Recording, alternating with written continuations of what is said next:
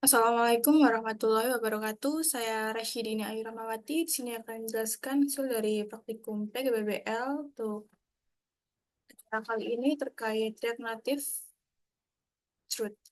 Untuk Truth itu sendiri, metode dari fungsi create, read, update, dan delete. Pada acara kali ini ada 3 halaman aplikasi, yaitu halaman profil mahasiswa dan halaman GitHub seperti acara kemarin. Namun pada acara kali ini untuk halaman profil dan mahasiswa dimodifikasi dengan menerapkan JSON server untuk menggunakan beberapa fungsi CRUD tadi. Untuk langkah pertama yang dilakukan kali ini yaitu terkait memastikan adanya pembuatan JSON server. Di sini untuk JSON servernya saya buat di device F, lalu di dalamnya diisi dengan data mahasiswa.json yang isinya beberapa data mahasiswa yang akan ditampilkan di dalam halaman database di halaman mahasiswa. Lalu, selain data mahasiswa dan JSON,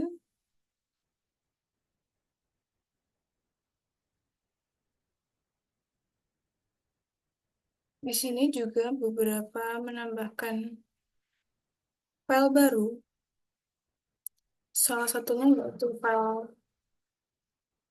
CRUD mahasiswa.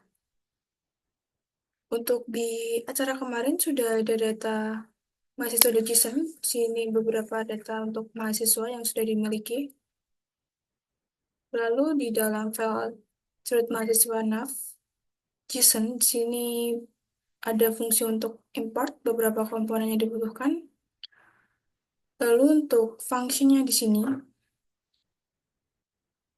ada 3 screen, yaitu untuk home screen, data mahasiswa screen, dan web screen. Untuk home screen di sini, di dalam home screen ada halaman profile. Lalu di dalam tab screen data mahasiswa ada data mahasiswa untuk list data. Selanjutnya di halaman terakhir tidak dilakukan modifikasi pada acara kali ini, masih sama, yaitu menampilkan profil GitHub. Lalu dibuat file create_data.js. Nah, di dalam file create_data.json ini memuat komponen React Native yang dapat digunakan untuk memasukkan data mahasiswa baru melalui form input. Di sini menggunakan text input dan toState. Lalu untuk konstantanya di sini di dalam form ada beberapa data, yaitu data nama depan, nama belakang, kelas, gender, dan email. Untuk JSON URL-nya ini menerapkan metode post untuk menyimpan data di dalam database. Lalu untuk teks inputnya ini sendiri berfungsi untuk mengambil input dari pengguna yang dimasukkan, lalu melalui button, nanti di dalam halaman akan ada button simpan untuk mengirimkan data. Lalu untuk useState ini sendiri berperan dalam mengelola state di dalam input penggunanya nanti. Di dalam halaman create data di sini juga menggunakan fetch untuk mengirimkan data ke server JSON URL ini. Di sini untuk data fetch-nya, di sini menggunakan metode post untuk mengirimkan data. Lalu di dalam return, di sini menerapkan scroll view. Untuk teks inputnya nanti ada nama depan, nama belakang, kelas, jenis kelamin, dan email. Untuk nanti di dalam halaman aplikasi akan ada button simpan dengan fungsi on press-nya submit. Dan di sini untuk pengaturan styling halamannya nanti.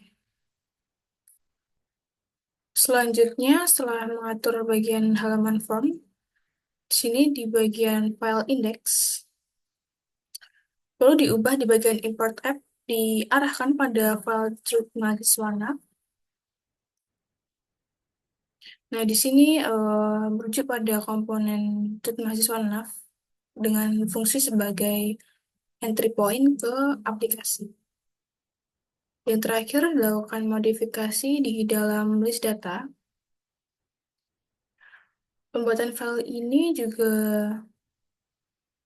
berperan dalam menampilkan data mahasiswa. Di sini ada diimport beberapa font awesome, icon, save area view, dan view, serta use effect dan use state.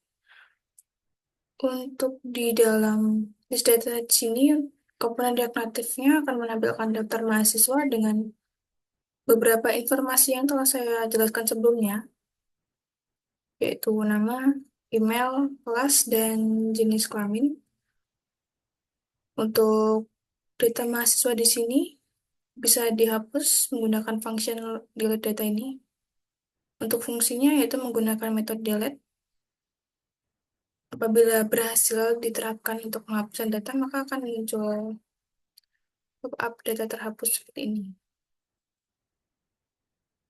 Untuk styling view-nya, di sini menerapkan flat list agar tampilannya bisa lebih dinamis.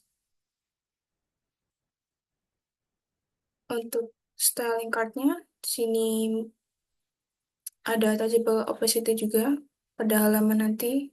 Bisa dilihat pada running aplikasi nanti. Akan ada efek opacity, lalu akan menampilkan icon,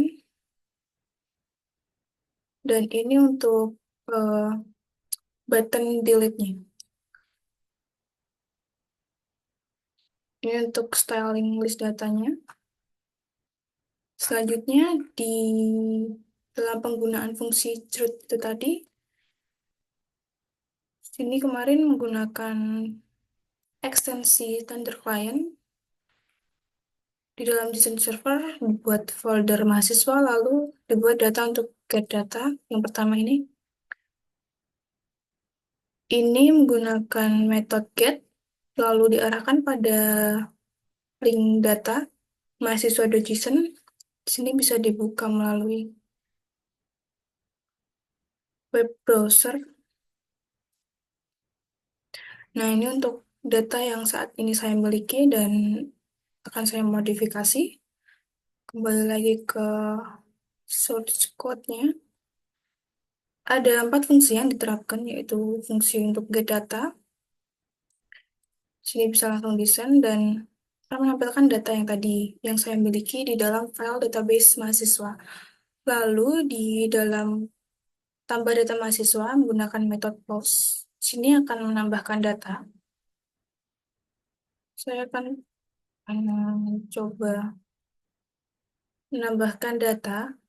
Di sini sengaja saya menggunakan data dengan penamaan perlu dihapus.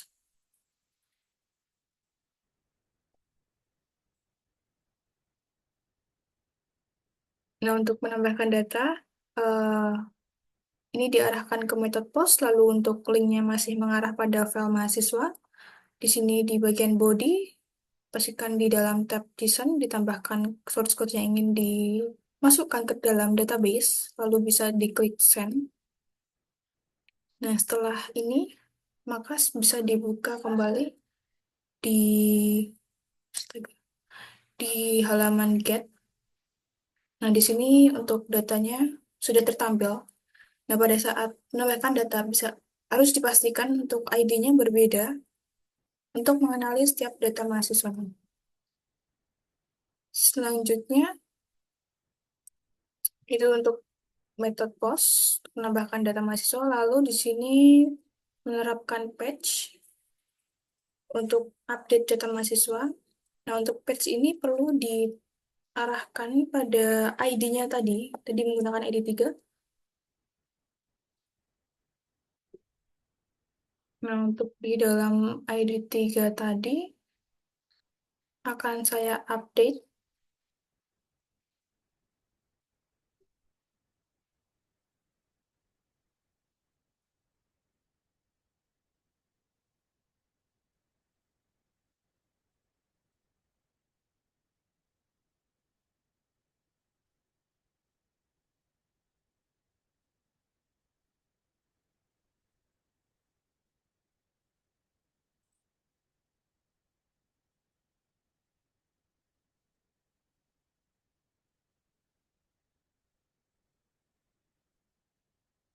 Dan untuk di linknya ini harus diarahkan persis pada ID yang ingin diperbarui. Lalu untuk di sini saya mungkin akan memperbarui dengan mengubah namanya.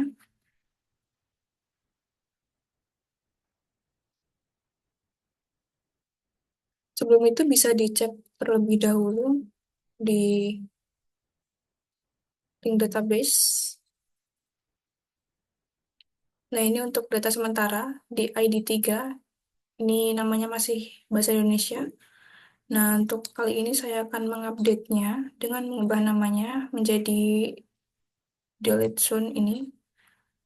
Tinggal di send, lalu akan muncul status 200 oke. Selanjutnya di dalam link, nah maka perlu di-refresh dulu. Nah, akan berubah menjadi delete soon, sesuai dengan update yang salah. Lalu yang terakhir, proses untuk fungsi delete. Di sini juga diarahkan pada ID yang akan dihapus. Kita cek dulu. Nah, ini adalah ID 3 yang akan saya hapus melalui metode delete. Di sini untuk ID-nya saya arahkan ke ID 3, lalu klik send. Nah, ini untuk data mahasiswa yang saya hapus.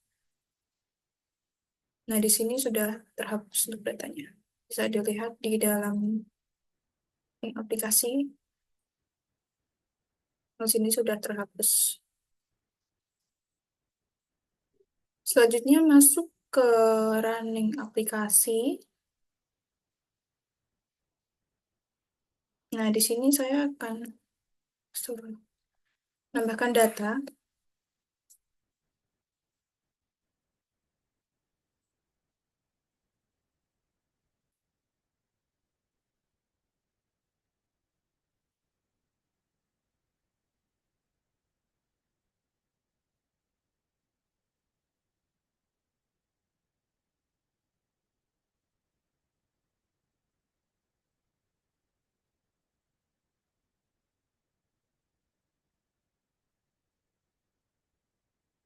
Nah, di sini masukkan nama depan, nama belakang, kelas, jenis kelamin, dan email.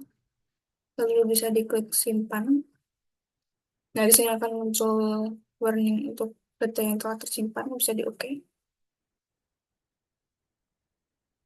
Lalu bisa di-refresh dulu untuk aplikasinya.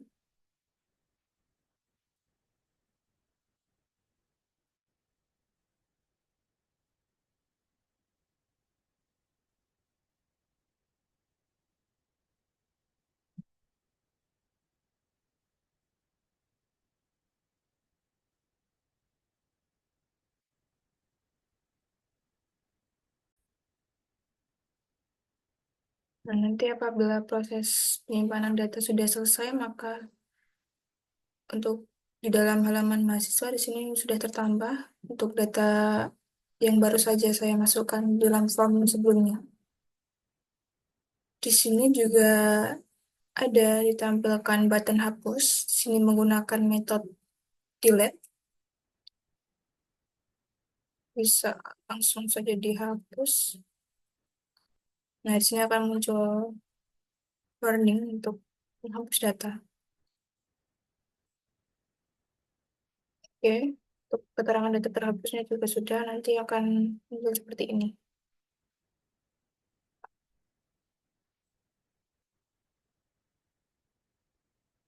Baik, untuk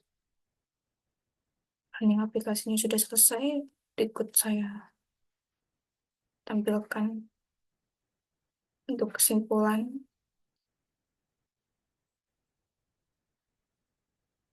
Jadi pada acara kali ini ada 4 kesimpulan. Yang pertama yaitu terkait penggunaan API dengan HTTP method GET, POST, FETS atau PUT, dan DELETE.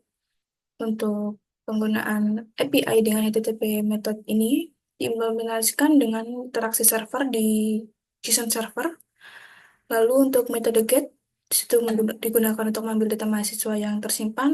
Lalu untuk POS di sini digunakan untuk menambahkan data mahasiswa baru.